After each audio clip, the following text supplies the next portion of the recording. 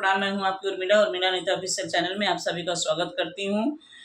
और आइए, एक बहुत प्यारा सा, इस समय लगन का टाइम चल रहा है, बहुत प्यारा सा बेटी विवाह गीत सुनाने जा रही हूँ। गीत कैसा लगता है कमेंट बॉक्स में जरूर बताइएगा। तो आइए।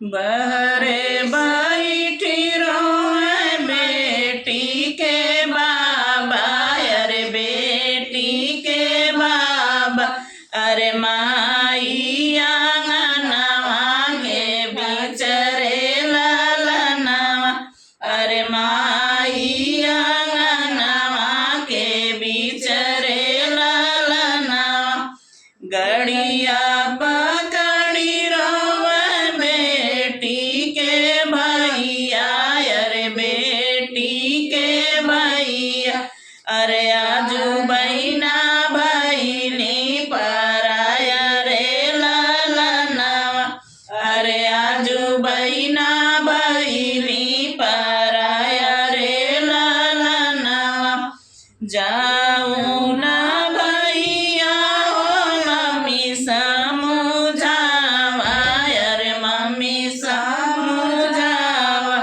अरे पापा के लिया समारी रे ललनवा, अरे पापा के लिया अरे पापा के लिया समारी रे ललनवा, फिर लवटी आइया भैया फिर लवट के आइया भैया सावन महीनावा, अरे सावन महीनावा, अरे बहिना का करिया इंतजार रे ललनवा, अरे बहिना का करिया इंतजार रे ललनवा, लिया ले जन्म भैया दोनों एक कोखिया, अरे दोनों एक कोखिया, अरे कैसन विधाता लिखे भाग रे ललनवा, अरे कैसन विधाता लिखे भाग रे ललनवा, बाबा जय तो के दियला घरवा दुआरवा, अरे घरवा दुआरवा, अरे हम के दे दियला निकाली रे ललनवा, अरे हम के जे दियला निकाली रे ललनवा, धन हमरे बाबा ओ धन हमरे माई, अरे धन्य हमरे माई, अरे गई दियलिया जदुई आँख रे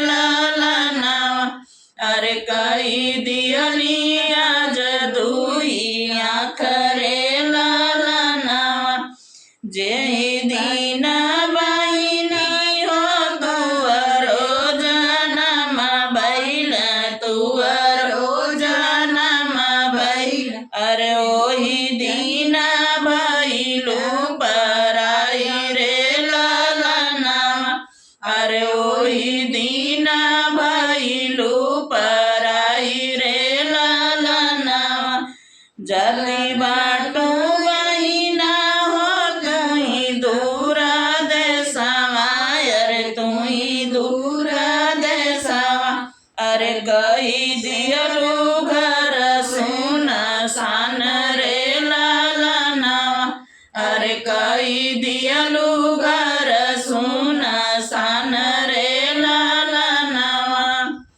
तो दोस्तों, बेटी विवाह गीत बहुत दर्द भरा गीत है। लास्ट तक आप लोग सुनेंगे तो बहुत ही आप लोग अपने आंसू नहीं रोक पाएंगे। बहुत दर्द भरा गीत है, एक बेटी का वियोग है। देखिए, आप लोग फुल वॉच करके देखिएगा, समझ में आएगा।